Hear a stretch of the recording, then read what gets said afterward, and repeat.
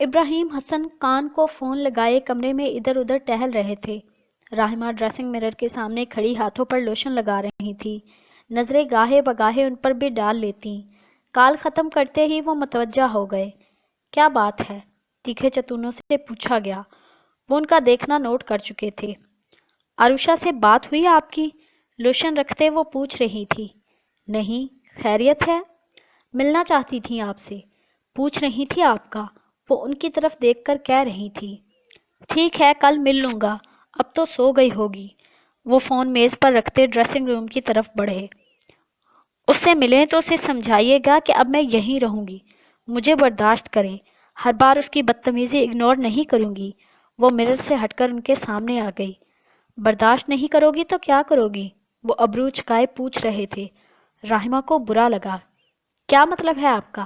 میں آپ کی بیوی ہوں ابراہیم صاحب، اس لحاظ سے عزت کرنا اس پر فرض ہے۔ وہ ملازموں کے سامنے ذلیل تو نہ کرے مجھے۔ وہ چٹک ہی تو گئی تھی۔ عجیب شخص تھا، دھوپ چھاؤں جیسا۔ اب وہ ایسا کرے گی تو میں ٹوک دوں گی، بھلے آپ کو برا ہی لگے۔ وہ تلخی سے سر جھٹک کر کہہ رہی تھی۔ عروشہ میری بیٹی ہے راہمہ بیگم، ابراہیم حسن کی بیٹی کو ٹوکنے والے کا انجام جانتی نہیں ہو، لہٰذا یہ برداشت جیسا کام تمہیں ہی کرنا پڑے گا، مجھے یا میری بیٹی کو نہیں۔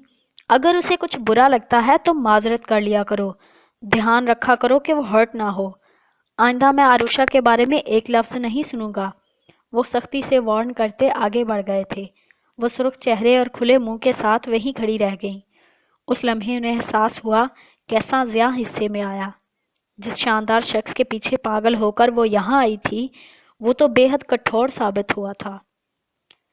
چلو کچھ دیر ہنستے ہیں، محبت پر، عنایت پر، کہ بے بنیاد باتیں ہیں۔ کہیں کوئی نہیں مرتا، کسی کے واسطے جانا، ہے سارا پھیر لفظوں کا، ہے سارا کھیل حرفوں کا۔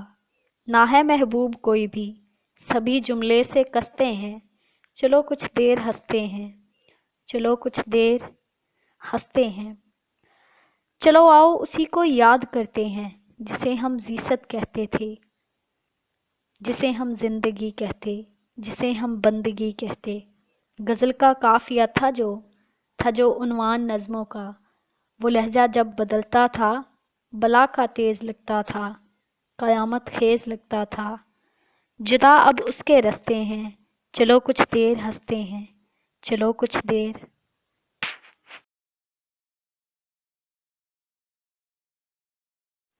رات کا پہر تھا، ہوا بہت تیز تھی، شاں شاں کی آواز کے ساتھ بارش کی بچھاڑ بھی آ رہی تھی۔ وہ اپنے ہی دوپٹے سے الجھ کر گرنے لگی، مگر گری نہیں۔ اس نے اچک کر چھت کی منڈیر سے نیچے جھانکا۔ کچی پکی پگڈنڈیاں، اندھیرے میں ڈوبے کھیت، اونچے سرسبز درخت، مسجد کے 2 سفید مینار اور مٹیالے رنگ کا گنبد، گیلی مٹی سے آتی سوندھی سوندھی خوشبو، یہ سب اس کے دل کو بھا رہا تھا۔ یا شاید دل ویسے ہی شاد تھا، ہوتا بھی کیوں نہ، آج ہی تو سجن کے دیدار کا شرف حاصل ہوا تھا۔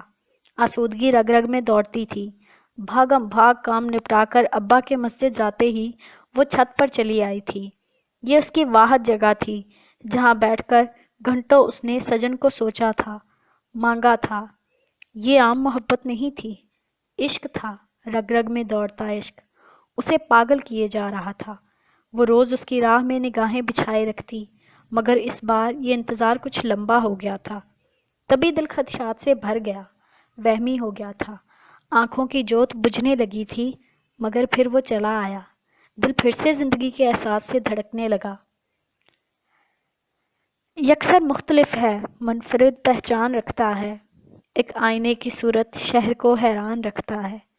کوئی اس میں بھی ہوگی منطق، پوچھ لیں گے ہم، بہاروں میں وہ خالی کس لیے گلدان رکھتا ہے، تعلق کس لیے بھی ترک تعلق پہ قائم ہے، وہ کیوں اپنے سرہانے میرا دیوان رکھتا ہے، ہر ایک آہٹ پہ کیوں دھڑک اٹھتا ہے دل میرا، ابھی تک کیا تیرے آنے کا کچھ امکان رکھتا ہے، فقط تم اپنے دل کو رو رہے ہو آج تک ساجد، وہ اپنے کھیلنے کے اور بھی میدان رکھتا ہے۔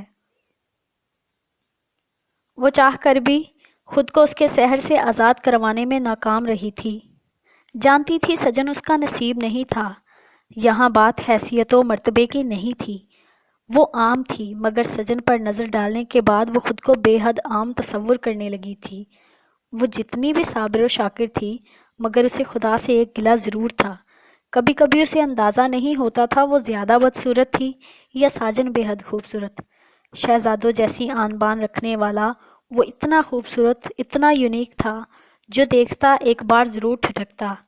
چہرے پر سجی گہری آنکھیں، سرخ و سفید رنگت میں بلا کی کشش تھی، تلوار کی مانند کھڑی ناک، بھرے بھرے ہونٹ، کیسے شان سے تمتراک سے گردن اٹھا کر چلتا تھا۔ وہ جتنا اسے سوچتی، سجن اتنا ہی فاصلے پر کھڑا ملتا تھا۔ وہ یہ فاصلہ عبور نہیں کر سکتی تھی، جانتی تھی، مگر دعا کر سکتی تھی۔ ہاں، دعا، عشق کی تکمیل کی دعا، قبول ہونے کی امید سے آری، پرخلوص اور سچی دعا۔ تجھ کو شاید نہیں خبر سائیں، عشق کرتا ہے معتبر سائیں، تیرے قدموں میں رکھ دیا خود کو، اب جو چاہے سلوک کر سائیں، اپنے صدمے سے مار دیتا ہے، عشق ملتا نہیں اگر سائیں، تجھ کو چاہا نہیں خدا کی قسم، تجھ کو پوجا ہے عمر بھر سائیں، بھول جاؤں میں کس طرح سب کچھ، زور چلتا ہے عشق پر سائیں، ساحلوں کی ہوا ہوں آج مجھے اپنی مٹھی میں قید کر سائیں۔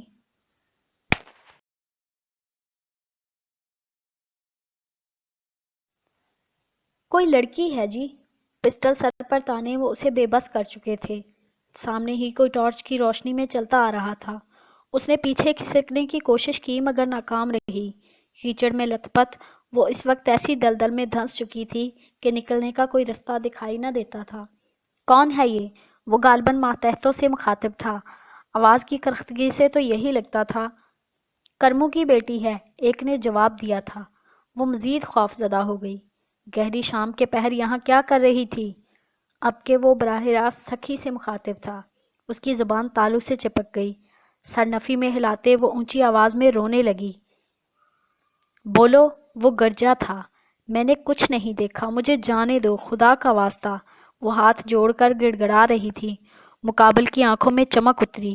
وہ اس کے قریب جھکتے سختی سے اس کا چہرہ اپنے آہنی ہاتھوں میں دبوچ چکا تھا۔ ٹارچ کی روشنی اس کی آنکھوں کی طرف کرتے جب بولا تو آواز ہلکی جبکہ آنکھیں چمک رہی تھی۔ تمہاری ان خوبصورت آنکھوں نے چند منٹ پہلے جو منظر دیکھا ہے اس کی قیمت چکانے کو تمہیں اپنی آنکھوں کی قربانی دینی پڑے گی، ورنہ دوسرا سانس لینے کی بھی مہلت نہیں دوں گا۔ وہ صفاقی سے کہتا اپنی جیب سے چاقو برآمد کر چکا تھا۔ سکھی کے اوسان خطا ہوئے۔ وہ ماہی بیاب کی طرح اس کی گرفت میں مچلی تھی۔ اس کے دانت اس کے ہاتھوں پر سختی سے گاڑے وہ مقابل کے غضب کو للکار گئی تھی۔ الٹے ہاتھ کا ایک جھانپڑ اس کے رخسار کو لال کر گیا تھا۔ ایک دلدوز چیخ کے ساتھ وہ پیچھے کو جا گری۔ خام خواہ میرا وقت ضائع کیا، وہ افسوس کا اظہار کر رہا تھا۔ چاقو اس کے گلے پر رکھتے دباؤ بڑھایا ہی تھا کہ پیچھے ہونا پڑا۔ سکھی، سکھی پکارتا کوئی قریب ہی آ رہا تھا۔ بتی بجھاؤ اور نکلو یہاں سے جلدی، اس نے دبی آواز میں ماتحتوں کو حکم دیا تھا۔ اس کے سسکتے کپ کپاتے وجود کو شعلہ بار نظروں سے دیکھتے وہ واپسی کے لیے مڑ گیا تھا، مگر پلٹنے سے پہلے اسے دھمکانا نہ بھولا تھا۔ آج سے تمہاری زندگی میری مقروض ہے، جب بھی سر اٹھانے کی کوشش کی تو زندہ زمین میں دفن کر دوں گا تمہیں۔ تیرے غرور کا حلیہ بگاڑ ڈالوں گا، میں آج تیرا گریبان پھاڑ ڈالوں گا۔ طرح طرح کے شگوفے جو چھوڑتا ہے تو، میں دل کا باغ نمو ہی اجاڑ ڈالوں گا۔ کہاں کا سیلے ازل تا کنارے گا ابد، میں ہوں عدم، میں سبھی کو لتاڑ ڈالوں گا۔ بہت ادا سے تو گزرا ہے چشمہ ساروں سے، یہ سن کہ راہ میں تیری میں باڑ ڈالوں گا۔ شگوفگی کی تیری یاد جو دلاتے ہیں، میں ایسے سارے ہی پودے اکھاڑ ڈالوں گا۔ یہ طے کیا ہے کہ دریائے موج مستی کو سرابے دشتے تپیدہ میں گاڑ ڈالوں گا۔ تمام نقشے تمنا فریب تھے سو تھے، میں سارے نقشے تمنا بگاڑ ڈالوں گا۔ جو رشتہ دل و جاں کا ہے سر بسر جھوٹا، سو میں اب دل و جاں میں دراڑ ڈالوں گا۔ جھنڈولے بالوں کے پرفتنا اس سے کہہ دینا، میں اس کمی کو زندہ ہی گاڑ ڈالوں گا۔ مجھے تو اب اس دنگل میں گندا کرنا ہے، سو میں اسے برے حالوں پچھاڑ ڈالوں گا۔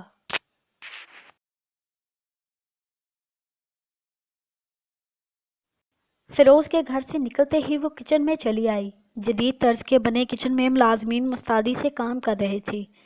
بی بی رحمت کے لیے ناشتے کا اہتمام ہو رہا تھا۔ یہ روز کا معمول تھا۔ اب تو وہ قدرے عادی ہو گئی تھی۔ حویلی کے مکین بی بی کے حکم کے مطابق زندگی گزارتے تھے۔ ان کے دیور دیورانیوں سے لے کر ان کی اولاد تک کو ان کے حکم سے اجتناب برتنے کی اجازت نہ تھی۔ بظاہر دھیمے لہجے میں بات کرتی بی بی رحمت جب کبھی غصے میں قہر برساتی تھیں تو حویلی کے در و دیوار لرز اٹھتے تھے۔ یہ اس نے صرف سنا تھا، دیکھا نہیں تھا۔ اس کی شادی کو 6 ماہ ہونے کو آئے تھے۔ وہ بہت کم ان کے سامنے جاتی تھی۔ فیروز بھی ان کے روب میں رہتا تھا، پھر وہ کیسے کوئی مجال کر سکتی تھی؟ جانتی تھی ان کے مزاج کا ذرا سا بگڑنا بھی اس کی جان جوکھوں میں ڈال سکتا تھا۔ پوری حویلی میں دراب شمس وہ واحد ہستی تھا جو بی بی کے قریب تھا۔ اسے دیکھتے ہی ان کے چہرے پر مسکراہٹ بکھر جاتی تھی۔ وہ واحد شخص تھا جو انہیں بی بی کے بجائے اماں کہہ کر پکارتا تھا۔ وہ ایک سچا، ایماندار اور اچھا انسان تھا۔ اسے کبھی کبھی دونوں بھائیوں میں بہت واضح فرق نظر آتا۔ ناشتہ سب اپنے اپنے کمروں میں کرتے تھے، البتہ رات کے کھانے پر سب کا حاضر ہونا ضروری تھا۔ اسے آج امی کی طرف جانا تھا اور فیروز نے یہ کہہ کر ٹال دیا تھا کہ بی بی جی سے اجازت لے لو۔ اپنے غصے ملال کو اندر ہی دباتی وہ بی بی کے کمرے کی طرف بڑھی جہاں ناشتہ لگایا جا رہا تھا۔ ماہ مستعدی سے ناشتہ ان کے سامنے لگا رہی تھی۔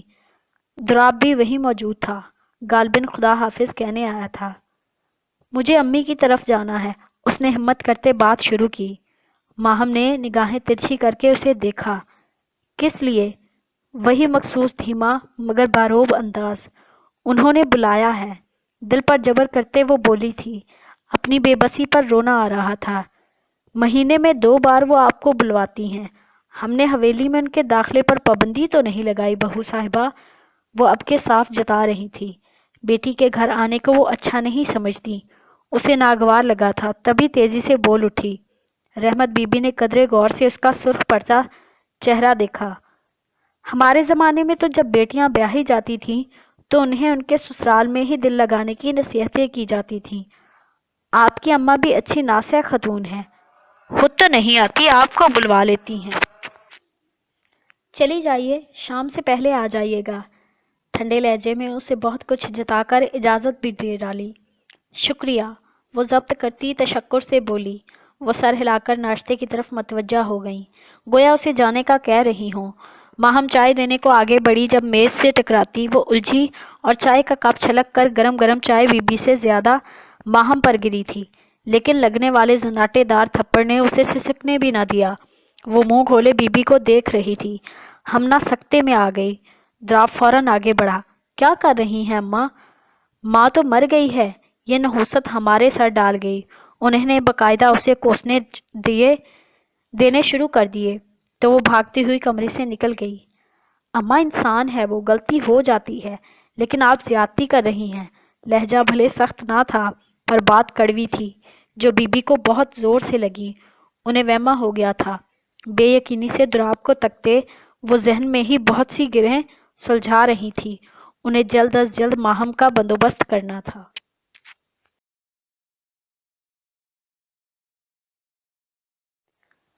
فجر کو قضا ہوئے کئی ساعتیں بیت چکی تھیں۔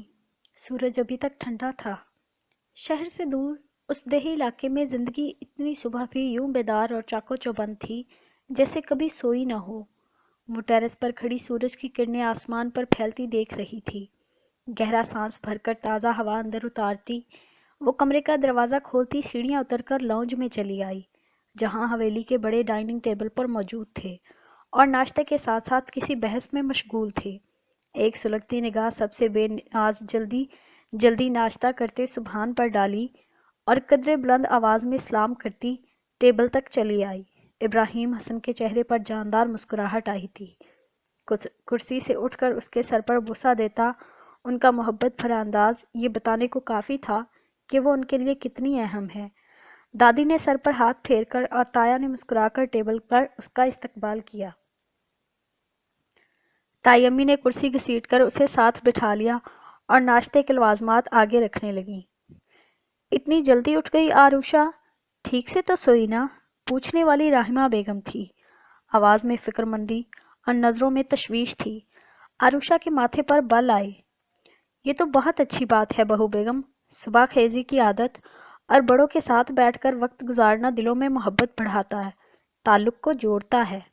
دادی نے مشفقانہ انداز میں آروشا کو محبت بھری نظروں سے دیکھ کر کہا، مگر دادی، آپ کے دل میں محبت تو صرف ایک ہی شخص کے لیے ہے، اس کے علاوہ آپ کی آنکھیں کسی اور حسن کو دیکھنا ہی نہیں چاہتی۔ وہ مسکرا کر سبحان کو دیکھتی اس کے سامنے رنگ پر چوٹ کر رہی تھی۔ سبحان کے ہاتھ ایک پل کو رکے تھے، البتہ زبان سے کچھ نہ نکلا۔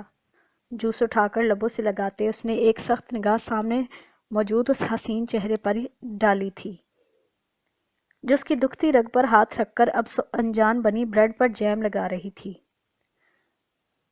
آپ بھی مجھے اتنی ہی پیاری ہو جتنا کہ سبحان، فاصلوں سے رشتہ ختم نہیں ہوتا، بس اب تو جو میری آخری خواہش ہے، اپنی ساری اولاد کو ایک چھت تلے اکٹھا اور خوش دیکھ سکوں، وہ گلو گیر لہجے میں کہہ رہی تھی۔ تائی امی نے دکھ سے انہیں دیکھا۔ ابراہیم صاحب نے چمچ واپس پلیٹ میں رکھ دیا۔ آپ کی اولاد آپ کے سامنے ہے اماں بیگم، شاید آپ بابا کے آخری فیصلے کو بھول گئی ہیں، لیکن مجھے یاد ہے اور میں اس فیصلے اور وعدے کو ہر صورت نبھاؤں گا۔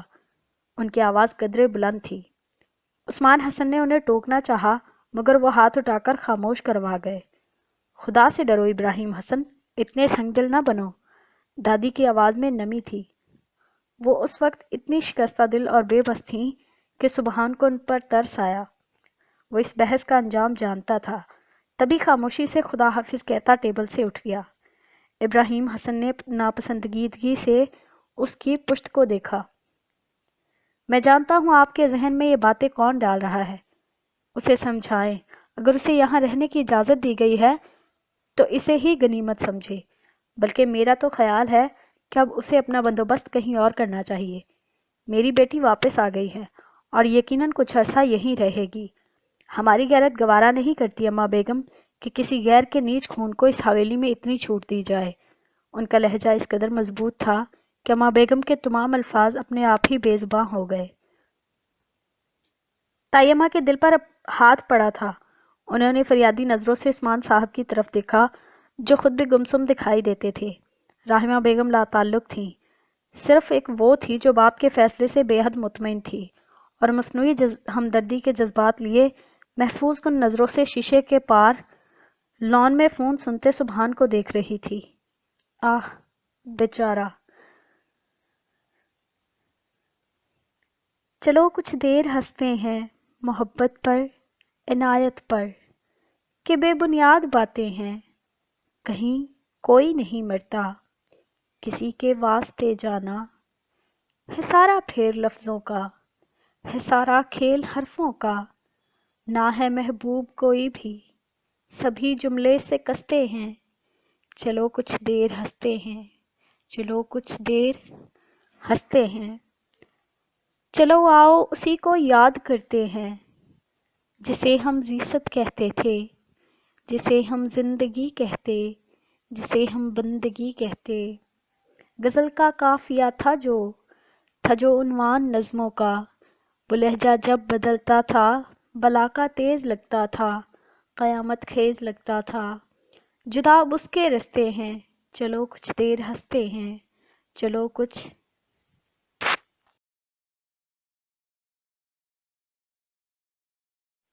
شمس سلطان کی وفات کے بعد رحمت بی بی نے تنہا یہ ذمہ داری نبھائی تھی۔ وہ میکے سے وسیع جاگیر جہیز میں لائی تھی۔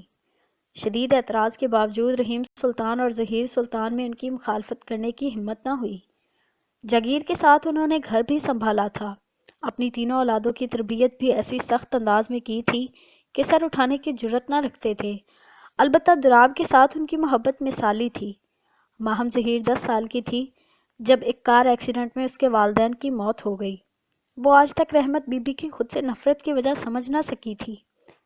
وہ کرخت تھیں لیکن اس کے لیے تو گویا جابر ہو گئی تھی، اسے تکلیف دینے کا کوئی موقع ہاتھ سے جانے نہ دیتی تھی۔ امل رحیم اور انا شمس کو تعلیم کی اجازت دے دی گئی تھی، لیکن اسے 12ویں کے بعد گھر بیٹھنے کا حکم دے دیا گیا تھا۔ اسے ایسے حقارت سے دیکھا جاتا جیسے اچھوت ہو، ملازموں سے بھی بدتر سلوک کیا جاتا۔ وہ تنہا پڑی سے سکتی رہتی۔ دراب کے علاوہ کبھی کسی نے رحمت بی بی کو اس پر ظلم سے نہیں روکا تھا۔ وہ منتظر تھی کہ کوئی تو ہو جو اسے اس ظلم سے بچاتا۔ وہ زندگی میں کسی شہزادے کی منتظر نہ تھی، خواہش تھی تو اتنی کہ کوئی تو اس پر اٹھے ہاتھ کو روک کر اپنی پناہ میں چھپا لے، کوئی تو ہو جو اس کے سامنے مضبوط دیوار بن کر کھڑا ہو سکے۔ ہاتھ پر بڑھتی جلن کو کم کرنے کی کوشش کرتی، وہ خود پر ضبط کیے ہوئے تھی، آنکھیں بار بار چھلکنے کو بےتاب تھیں۔ جب دروازہ کھول کر مومنہ اندر داخل ہوئی۔ زیادہ درد ہو رہا ہے؟ وہ ہمدردی سے پوچھ رہی تھی۔ سر نفی میں ہلاتے اس کی آنکھیں چھلک پڑی۔ پھر رو کیوں رہی ہو؟ مومنہ کو دکھ ہوا تھا کہ ایسی معصومیت تھی اس کے چہرے پر۔ ایسے ہی، امی ابو یاد آ رہے تھے، اس نے بہانہ گڑھا۔ چلو آؤ تمہارے مرہم لگا دوں، مومنہ نے محبت سے اس کے آنسو صاف کرتے ہوئے کہا تو وہ شدت سے اس کے گلے لگ کر رو دی۔ مومنہ کی آنکھیں بھی نم ہو گئیں۔ دین سے دور نہ مذہب سے الگ بیٹھا ہوں، تیری دہلیز پہ ہوں سب سے الگ بیٹھا ہوں، ڈھنگ کی بات کہے کوئی تو بولوں بھی میں، مطلبی ہوں کسی مطلب سے الگ بیٹھا ہوں، بزم احباب میں حاصل نہ ہوا چین مجھے، مطمئن دل ہے بہت جب سے الگ بیٹھا ہوں، غیر سے دور مگر اس کے نگاہوں کے قریب، محفل یار میں اس ڈھب سے الگ بیٹھا ہوں، یہی مسلک ہے میرا اور یہی میرا مقام، آج تک خواہش منصب سے الگ بیٹھا ہوں، عمر کرتا ہوں بسر گوشائے تنہائی میں، جب سے وہ روٹھ گئے تب سے الگ بیٹھا ہوں، میرا انداز نصیر اہل جہاں سے ہے جدا، سب میں شامل ہوں مگر سب سے الگ بیٹھا ہوں۔ وہ ناشتہ جیسے تیسے ختم کر کے بھوجل دلی حویلی سے نکل آیا تھا۔ اب حویلی کی فضا میں دم گھٹنے لگا تھا۔ ابراہیم حسن جب سے حویلی واپس آئے تھے، ان کی حقارت بھری نظریں اسے اپنے حصار میں لیے رکھتیں۔ بڑے ماموں کی خاموشی، التجائیہ نگاہیں اور عروشہ کے طنز بھرے تیر اسے ذہنی خلفشار کا شکار کرتے تھے۔ یہ سب نیا نہیں تھا، البتہ اب برداشت سے باہر تھا۔ ابراہیم حسن اور عروشہ کی مستقل واپسی یہ سمجھانے کو کافی تھی کہ اس کا حویلی میں قیام مختصر ہو چکا ہے۔ یہی ذہنی انتشار اسے سلیمان صاحب کی طرف لے آیا تھا۔ وہ گاڑی گلی کی نکڑ پر روک کر پیدل ان کے دروازے تک آیا تھا۔ دروازہ بجا کر چند منٹ انتظار کیا۔ حسب توقع بغیر پوچھے دروازہ کھولنے والی خرد سلیمان تھی۔ مجھے پتا تھا آپ ہی آئے ہیں، ہر بار کی کہی بات دہرائی۔ وہ ایسی ہی تھی، جب بھی ملتی خوش باش، تازہ اور زندگی سے بھرپور۔ سبحان نے مسکرا کر اسے سلام کیا اور ساتھ ہی سر پر ہلکی سی چپت رسید کی۔ سلام کرنا کیوں بھول جاتا ہے تمہیں؟ وہ مسکرا کر اسے چھیڑتا آگے بڑھ گیا۔ آج تو بڑا مسکرایا جا رہا ہے، لگتا ہے دیدار یار نصیب ہو گیا ہے۔ اس نے فوراً چوری پکڑ لی تھی۔ سبحان کے قدموں کو بریک لگا۔ کس کی بات کر رہی ہو؟ سنجیدگی عوض کر آئی تھی اس کی آواز میں۔ کرختگی محسوس کر کے خرد اپنے الفاظ پر غور کرنے لگی۔ اس نے کہاں غلط کہا تھا؟ کیا بات ہے، غصہ کیوں ہو رہے ہیں؟ میں تو آپ کے دوست حمدان حیدر کی بات کر رہی تھی۔ وہ بولتے بولتے روحانسی ہو گئی۔ سبحان نے رکی ہوئی سانس خارج کی۔ اما بیگم کی طبیعت ٹھیک نہیں رہتی ابراہیم، ان کے سامنے اس طرح بات چیت مت کیا کرو۔ تم جانتے ہو وہ سبحان سے کس قدر اٹیچ ہیں؟ آواز آہستہ اور لہجہ سخت۔ یہ عثمان سیال تھے جو ابراہیم حسن کی نسبت تحمل مزاج طبیعت کے حامل تھے، البتہ روب قائم تھا۔ آپ چاہتے ہیں محض اماں کی بے جا ضد کی وجہ سے میں اس گھٹیا آدمی کے بیٹے کو اپنے گھر میں برداشت کروں؟ تو ایسا نہیں ہوگا۔ وہ ٹانگ پر ٹانگ چڑھائے کروفر سے بیٹھے تھے، البتہ بڑے بھائی کے سامنے آواز اونچی نہ کی۔ اماں بیگم چاہتی تھی میں شہر کے بجائے یہاں رہوں۔ میں نے حکم تعمیل کی، میری وجہ سے راہمہ اپنی سوشل لائف کو چھوڑ کر یہاں رہنے پر مجبور ہے، اور عروشہ آپ جانتے ہیں وہ یہاں ایڈجسٹ نہیں ہو سکتی، مگر کوشش کر رہی ہے کیونکہ اماں چاہتی ہیں ہم اپنی روایتوں کی پاسداری کریں، اور ہم نے کی بھائی جان، مگر گستاخی معاف، میری غیرت گوارا نہیں کرتی کہ ایک شخص کے ساتھ ایک ہی چھت کے نیچے رہوں جس کی رگوں میں نیچ اور گھٹیا خون دوڑتا ہو، جس کے باپ نے ہماری عزت پر ہاتھ ڈالا ہو۔ چہرے پر بلا کی سختی تھی، آنکھوں سے شعلے لپکتے تھے، لفظوں کی کاٹ اتنی شدید تھی کہ عثمان صاحب کے دل پر قیامت گزر گئی۔ کیا کیا نہ یاد آیا تھا۔ اس بات کو عرصہ گزر گیا ہے ابراہیم، ویسے بھی اس میں سبحان کا کوئی قصور نہیں ہے، بہت پیارا اور فرما بردار بچہ ہے وہ۔ میں چاہتا ہوں تم دل کو وسیع کرو اور اپنے فیصلے پر غور کرو۔ وہ چھوٹے بھائی کو زیادتی سے روکنا چاہتے تھے، ان کی کوئی اولاد نہ تھی، وہ سبحان کو نہ صرف بیٹا سمجھتے تھے بلکہ سبحان نے انہیں بیٹا بن کر دکھایا تھا۔ ان کے دل میں جگہ اس نے خود بنائی تھی، وہ کیسے اتنے بے رحم ہو جاتے؟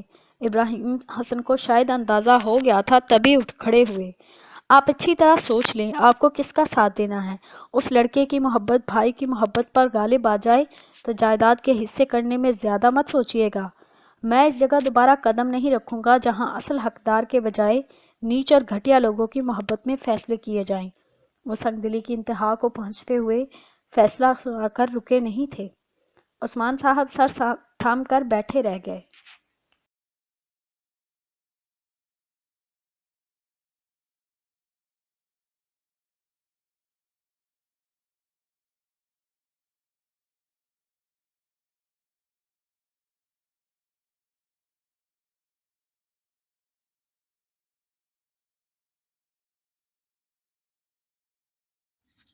شکوہ ثانیہ مغل کی قلم سے ماخوذ ایک ایسی کہانی جو دل کو چھو لینے والی ہے۔ ایک ماں جو ماں بننے کے مراحل سے گزر رہی ہے لیکن اپنے اندر پلنے والے وجود کے اندر موجود بہت سی تبدیلیوں کو محسوس بھی کر رہی ہے، اور اس کے اندر پایا جانے والا ڈر، لیکن کوئی بھی اس کو نہیں سمجھ سک رہا۔ اس کے بعد جب وہ وجود اس کی گود میں آیا تو اس کے شکوک و شبہات سب سچ تھے۔ پھر کیسے اس وجود کو اس نے اپنے اندر چھپا کر رکھا، یا اس نے اس کو دنیا کی تلخ حقیقتوں میں لا کے چھوڑ دیا، بے نام کر دیا۔